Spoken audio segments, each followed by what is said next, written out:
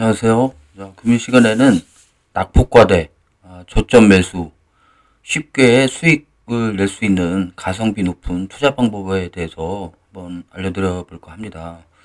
자, 우리가 주식 투자를 할 때, 물론 이제 차트도 보지만 어떤 뭐 종목의 재료, 호재, 악재, 뭐 재무제표, 뭐 이런 것들을 살펴보겠죠. 자, 그렇지만은 그럼에도 불구하고 뭐 마땅한 타이밍이 나오지 않는다. 혹은 뭐 주식장이 좋지 않다. 나는 잘 모르겠다.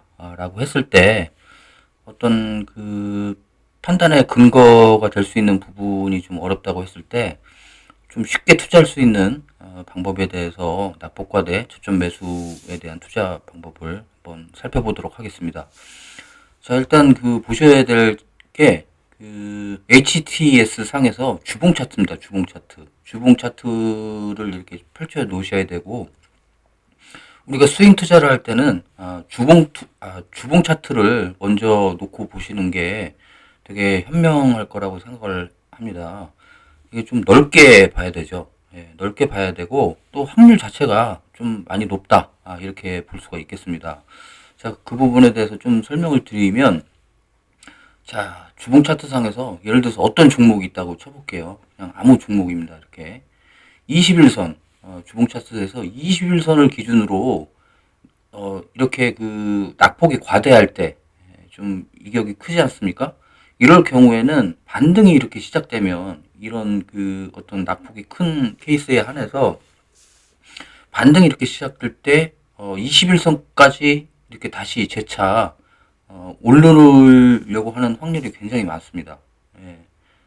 지금도 이렇게 보시면 이렇게 21선 근처까지, 여기도 이렇게 21선 근처까지 반등이 시작할 때 이렇게 되는 케이스가 굉장히 많다고 볼 수가 있어요. 자, 그래서 자, 실제로 그 제가 그 만든 낙폭과대 검색기를 가지고 최근에 1월 10일 날 그 종목이 최근에 많이 좀 검색이 된 케이스가 있었어요. 최근에 어떤 주식장이 오르면서 반등이 시작된 그런 부분이고요. 그래서 이 지금 보시면 일신석재 같은 경우도 이렇게 보시면 마찬가지입니다. 이렇게 낙폭이 이렇게 과대됐을 때 반등이 이렇게 시작되면은 주봉 저 21선 근처까지 이렇게 상승하려는 그런 성질이 굉장히 많이 이렇게 보이지 않습니까?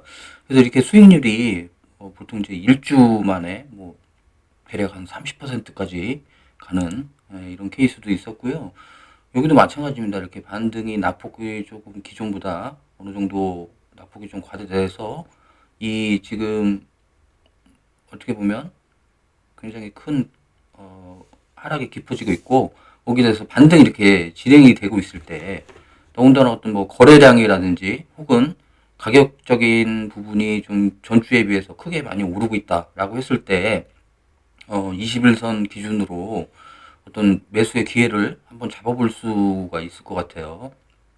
그래서 뭐 수익이 난다 그러면 뭐 21선 근처에서 분할 매도를 대응을 할 수도 있고, 자, 그렇지만은 우리가 또 뭐 예를 들어서 100%라는 건 없으니까, 만약에 손실이 난다. 내가 매수를 했는데 큰 반등이 없이.